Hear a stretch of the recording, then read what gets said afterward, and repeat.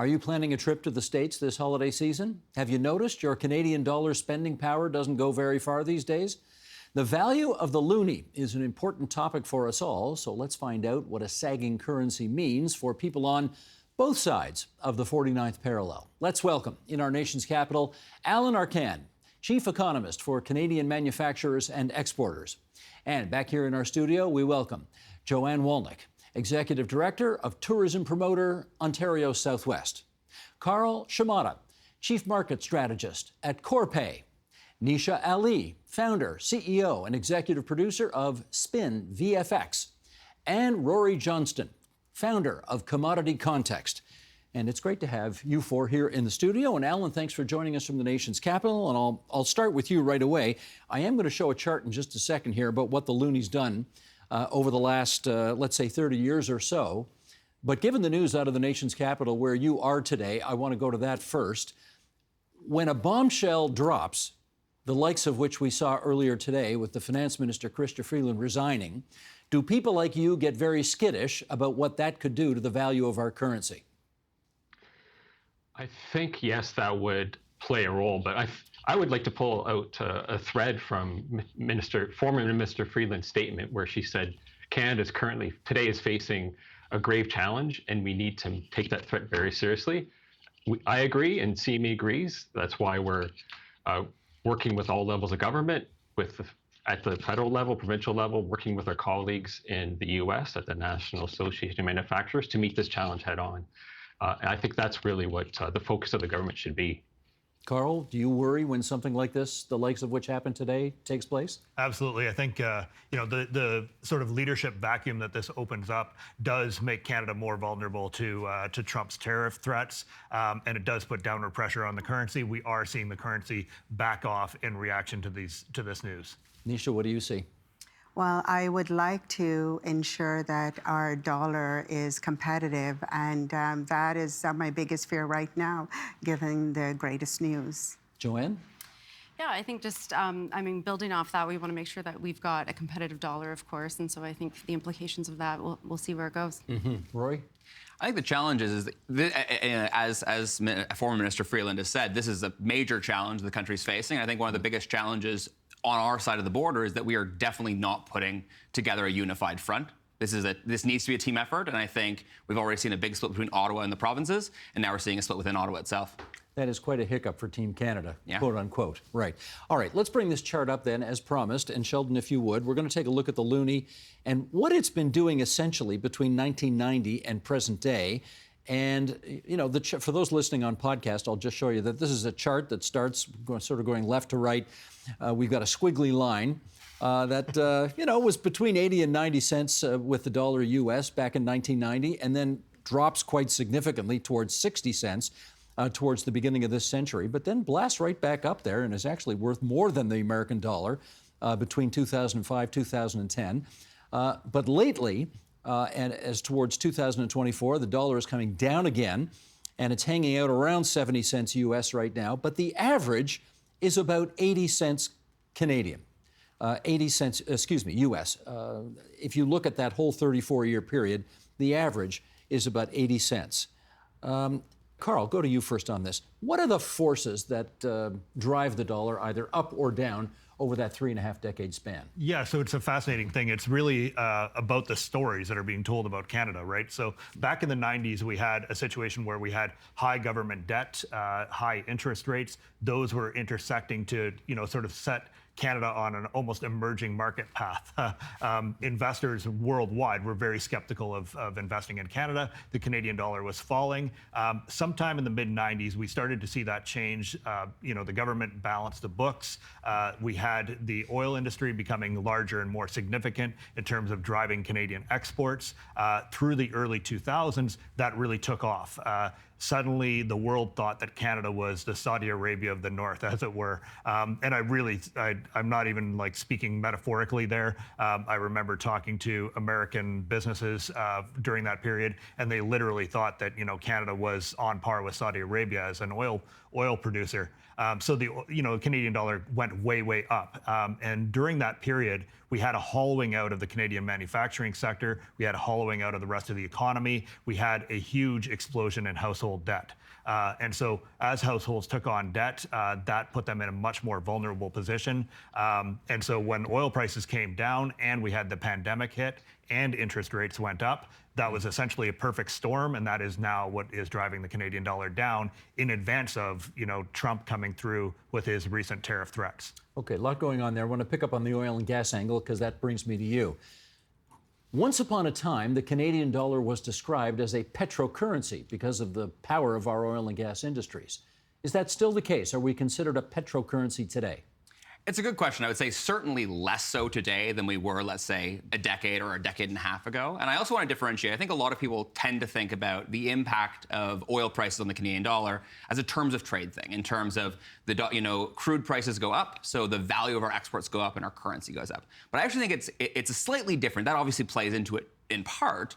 But back in the kind of mid-2000s to early 2010s, the reason the value of the Canadian dollar was so high and also so linked to the prices of oil was this massive tens of billions, almost $100 billion a year of foreign investment that was coming into Canada and financing the expansion of the oil sands. So that basically, that brought us up to par or above par in the kind of mid-2010s.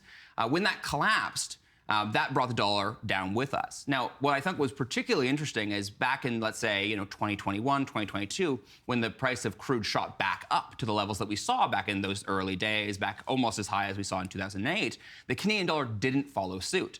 And I think the big change in the story, as Carl mentioned there, is that no one was expecting this kind of resurgence of oil sands investment like we saw then, because the heydays of long cycle, more expensive oil sands investment were largely behind us, and everyone was investing in shorter cycle plays like the U.S. shale patch. Got it. Let's talk. Perhaps we should touch on the fact that the U.S. became an enormous oil producer and essentially net sufficient during that period, right? So that meant that the U.S. dollar wasn't reacting in the opposite way as it had been. Gotcha. Let's talk tourism. Tell me about, first of all, what the mission of your organization is. Yeah, so we exist to develop, promote, and overall support tourism across Ontario Southwest. So that's much of southwestern Ontario. So we're talking Windsor to Haldimand County. So that is the edge of Niagara region. And then, everything in between there, North Shore of Lake Erie. And you obviously care a great deal about what the dollar does, because what kind of impact can it have on that? Yeah, absolutely. We've got a couple border crossings, and we rely heavily on our U.S. travelers. We love them. When we have a lower U.S. dollar, certainly the value proposition of the tourism product that we have and what we have to offer increases in competitiveness. So that's a really good opportunity for us, not only to bring U.S. travelers across, and these are high-value travelers. We know that they spend a lot of money when they come here, and they're highly engaged in what we have to offer. But not only that, we want to keep Ontario travelers in Ontario and less leakage out to the U.S. and other provinces, other countries. So do I infer from that you actually like it when the dollar drops vis-a-vis the U.S. currency? I mean, to a degree. From this perspective, yes. I think that it really does increase the value proposition that we have as a destination and what we get to offer. So if the buck's at 70 cents U.S. today, do you want it to go to 60? Well, as an overall, probably not. I don't think that that's healthy for the Canadian dollar as a whole. I think the other thing that's worth mentioning is carrying capacity. So certainly we want our U.S. travelers back in Ontario 100%. We don't want, we want to make sure that we've got that right mix of what the destination can hold. And we certainly have a lot of things in place in terms of dispersion. So moving people around, getting people to these lesser known areas, and making sure that we're respectful of what we have the carrying capacity to actually host. Alan, maybe you could help me on that one as well. Obviously, if you're trying to have Americans do business up here, the lower the dollar goes, could be good for you. Where do you like the dollar to be vis-a-vis exporters and manufacturers?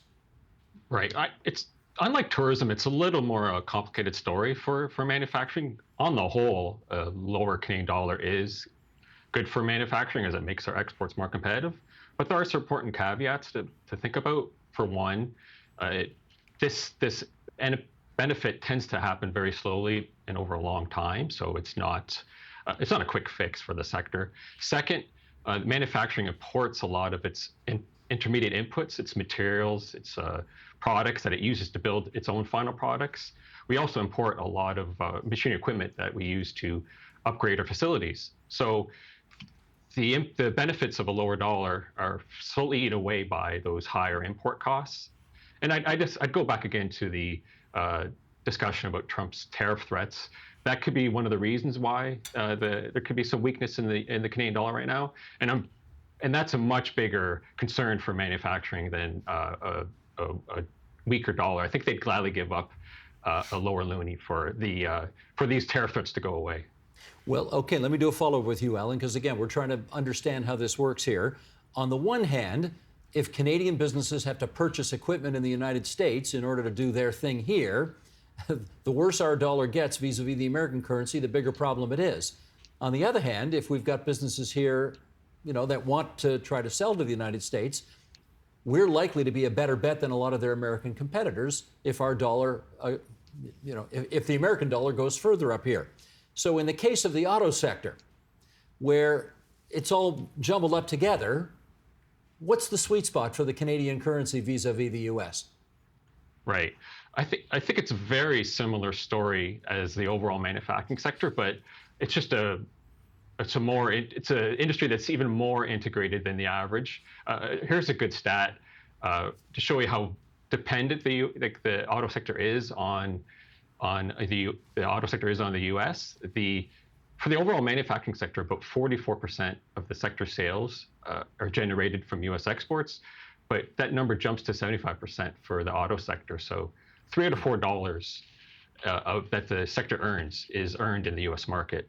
It's also, as you say, it's very integrated. If you look at an average car that Canada sells to the U.S., about half the parts come from the U.S.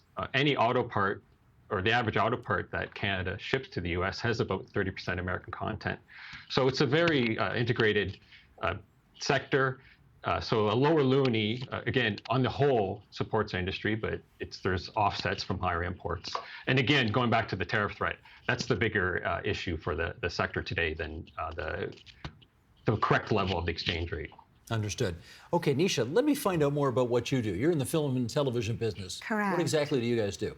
We do visual effects. We are in the movie making business. So, and if you want everything you see on screen, whether it's a film or television, on location, something you dream up, that's what we do.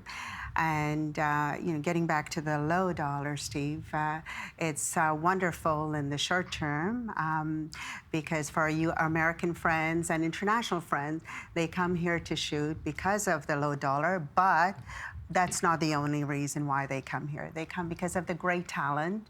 They come because the locations matches their scripts, and they also know that we have a stable tax credit, has been around for decades and is sanctioned by all levels of government. However, one of the things that we should be cautious about is a sustained low dollar, because for short term, it stimulates everyone, it gets everyone working, but for the companies in Canada, we spend 40% of our operational budget in buying American products, such as hardware and software, to operate our business. And that alone, when the dollar is at an even rate, maybe 20 to 25 cents, it works. But if it's 30 and 35, it's very difficult because it shrinks our profitability, especially if we are locked in a currency exchange where we would, are we locked in 30 cents on the dollar or 25 cents on the dollar, and then the US dollar increases. So those are the challenges that we face long term. And I'm sure someone on this panel is more qualified to say, how do we mitigate that over the long term? No, I get it, but this is an interesting problem you have then, because as the dollar goes down versus the American buck, you're going to see more production here, and you're going to be busier, and you got to love that. Correct. But on the other hand, when you got to go buy equipment down there, it's a bigger problem because your money doesn't go so far. Correct. So where do you love the dollar to be ideally? 20 21, 22%, believe it or not. So That like is a sweet spot. 78, 79, Yes. 80 cents US, that kind of Yes. thing? Yes. That's the sweet spot. Yes. Well, we're not there today. We're 10 cents below that today. Oh, I am aware. So not a good thing right now. It's too low for you right now. It is too low, but again, we're on a world stage and we compete globally.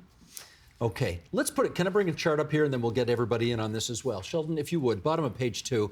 Canada's top exports to the United States. I think this is not going to come as a great surprise to a lot of people, but as for those listening on podcast, we got a bar graph here of various sectors of the Canadian economy and what percentage they are as a total of the exports to the United States. Number one, not surprisingly, oil and gas. More than a quarter of our exports by sector are in the oil and gas sector.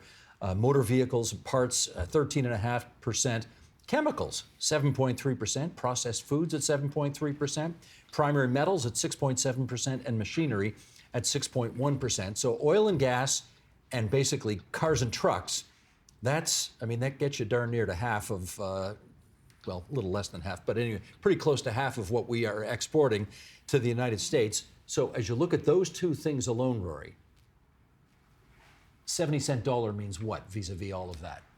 So looking at the commodity side specifically, one of the interesting things kind of juxtaposed against the manufacturing side, where it's mostly a question of kind of competitiveness and cost, commodities are all sold in US dollars. So, a barrel of oil is, let's say right now, roughly $70, $75 a barrel. That in Canadian dollars is actually over $100 Canadian a barrel. So the weak Canadian dollar is actually a net benefit for Canadian commodity producers because our exporters earn in US dollars, but their expense base is in Canadian dollars. But I think what's also interesting here, it works in reverse for consumers. Back when we had a high Canadian or a high value of Canadian dollar, and it was much more connected to the price of oil, when oil prices spiked, rather than seeing our gas prices spike, we actually saw the Canadian dollar appreciate, and it provided a bit of a natural hedge. Whereas now we kind of have the worst of both worlds, where let's say in 2022, when the price of oil skyrocketed to 130, when gasoline prices were the equivalent of almost $200 a barrel, in Canadian dollar terms, that's where we got kind of $2 plus dollar a liter gas, because we didn't have that natural hedge. But just also to kind of echo Alan's points, I think this is where these tariff threats really come into play, because explicitly stated by those close to Trump is that they're not planning, at least so far, an explicit exemption for Canadian oil and gas. So there's this big question of, is Canadian oil and gas going to get hit as well? Because that's going to do much more damage than the weak Canadian dollar. And then I think one step further from that, this now next step of Ottawa's potential retaliation against these tariffs is, I think everyone, myself included, believes that it's most likely that we do see some kinds of exemptions for Canadian commodities. But now Ottawa is threatening retaliatory export taxes on those same things to basically say, if you don't take all of Canada's exports, we're not going to let you have the stuff you want instead. Okay, a quick follow-up, knowing what you know about how Trump feels about building pipelines and wanting to get his hands on our oil and gas, there's probably going to be a carve-out for that, don't you think, from the tariffs? My expectation, I would say, if you had asked me a month ago, I would say even at that point it was a question of universal tariffs. I would have said maybe 5%. There was 5% chance that we're going to see taxes or tariffs on Canadian oil. But since then, the tone has changed. He used to talk a lot about passing Keystone XL or re-approving it for the third or fourth time at this stage.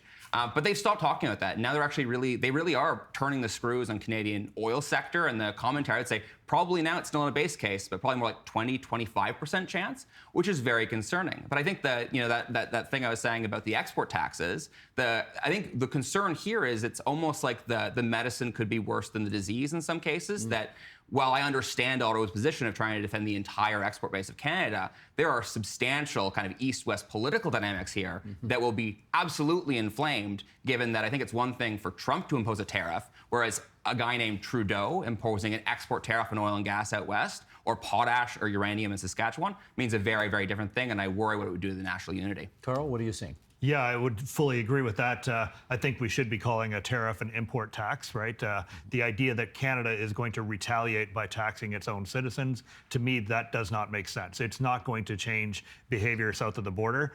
It's going to impose burdens on our economy, and ultimately just won't have the impact that anyone's looking for. So, instead, I think that Canada should focus at home, try to remove, interprovincial trade barriers, try to increase the productivity of the country itself. and reduce tariffs. Because if you look back at the long history of this, at the research over the decades, it tells you very clearly that the country that unilaterally reduces tariffs tends to benefit in the long run. It's not like we haven't seen this movie before. Exactly. How come he doesn't? Anyway, that's another story. No, for exactly. another day. Like that's the thing. Like, the crazy part here is that everyone around Mr. Trump, other than that very small circle, is not in favor of this move, right? And so right now, the kind of key thing to bring into this when we're talking about the Canadian dollar is that the market consensus right now is not priced for tariffs. The expectation is that sanity is going to prevail, that people around Mr. Trump will convince them not to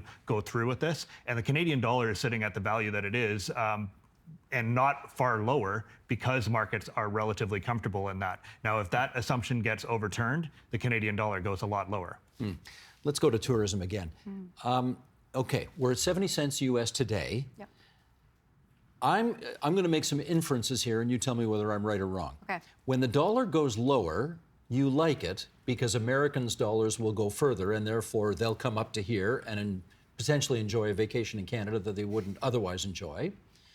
Maybe Ontarians actually stay at home because their dollar won't go very far in the United States. So they say, oh, what the heck, we'll stay home and we'll do our vacationing here instead of, where our dollars are worth 100 cents instead of 60 or 65 cents down there. Which of those two things happens more? Goodness, I think it's a combination of both. To say which one happens more, it's hard to actually track that. But we know that when we look at spending in Ontario as a whole, traditionally, we've got about, year over year, we've got about 80%, 88% of travelers in Ontario. These are domestic travelers from Ontario. And, from an American perspective, we've got about 10% of those travelers are U.S. Now, they account for about 21% of the spend happening in Ontario, whereas Why is that? They spend more? They spend more, yeah. So they generally, they travel further away, so they spend more nights on general. I think on average, we're seeing anywhere between 2.5 and 3.5 nights versus an Ontario traveler, which is one. And a lot of the times, people are traveling to visit within the province to see friends and family. So they're not spending money on accommodations quite as much as some of those American travelers that we're seeing come up. We're talking southwestern Ontario here right now, right? This is Ontario numbers as a whole, though. Oh, that's as a whole? Yeah. And where are they coming from mostly? What states do they mostly come So from? now I'm going to flip back to Ontario Southwest numbers because that's what I have. Okay. So for the most part, half of our travelers are actually coming up through Michigan, or they're from Michigan, followed by Ohio, Pennsylvania, Illinois, and New York State. It's a northeastern thing. Yep. Yeah. Do you want to get people from Arizona coming up here? I mean, we'd love to. We appreciate that the people in Arizona have a lot of choices. When you look at the distance traveled to get here from Arizona, now they're really opened up in terms of what their options are. And so we really see the sweet spot for us is talking to the people from those near border states. Gotcha. What do you do when the dollar, let's face it, we don't know what the impact of Freeland's resignation may be in the longer run. We know today essentially what's happening, but who knows? This is a shock to the system and it's going to play itself out over time. But if the dollar starts to go lower, how do you pivot in your business in order not to get whacked by that? Yes, it is very difficult for us to pivot because we have to, the work is there. We need to keep our team employed, and we have a team of 300 at Spin, and it is very difficult to say no to the work. But as a result, reinvestment in our company will be very difficult over that period. So we will be, servicing the work. We will be working with everyone. And what I find, what is going to be difficult throughout that period are the local Canadian producers. They will now, because of the work, the shortages of facilities and being serviced by the American, because they've got more American friends and international friends because they've got more money to spend, and they can pay a higher value for our studio space and our team. All of a sudden, the local producers will find it difficult to find space and resources.